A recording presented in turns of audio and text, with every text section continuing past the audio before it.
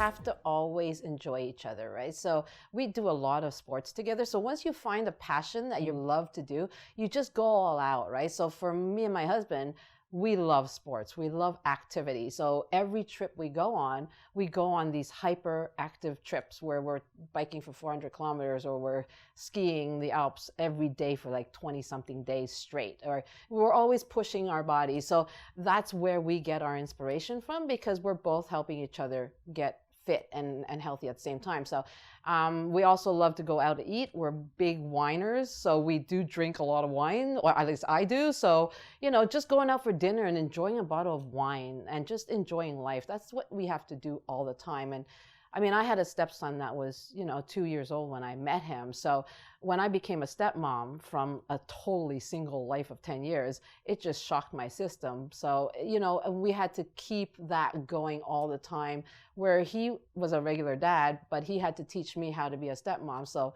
you can't just inject somebody right into the equation like that. What I did was I actually just enjoyed myself, and he helped me enjoy myself. So that's how you keep the passion going. We stayed close to nature. So my stepson, from the age of 2 or 3 or 4, we took him hiking those big mountains, and we stayed close to nature. So the first things we did were hiking in the mountains. Yeah, it's really important to connect with nature at the same time, because we're big city, well, at least I'm a city person. I mean, after living in Hong Kong for like 7 years and Singapore for 3, I'm a big time city person, right? So we really have to reconnect with nature regularly, because otherwise we just get swept up in the energy and we don't even know what we're doing anymore.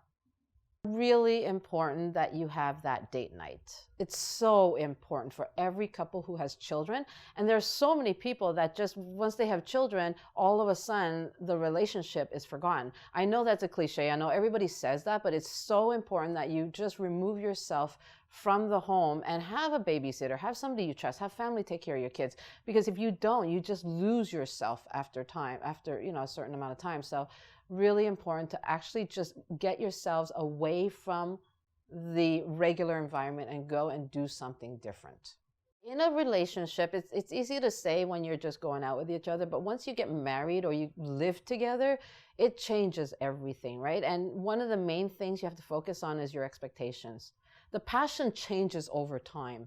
It's really, as you grow, your passion changes at the same time. So, the first 2 years, I always tell people that it's so easy to be so in love and you're like lusting after each other. But, after 10, 15 years, that lust becomes very different, right? So, and as you grow, you get more comfortable with each other, and then you can actually go out and live your individual lives at the same time as combining it together. So the expectations of what that passion means over time needs to evolve at the same time. You can't expect your relationship after 15 years to be like it was in the first year. It's impossible. Thank you for tuning in. See you next week.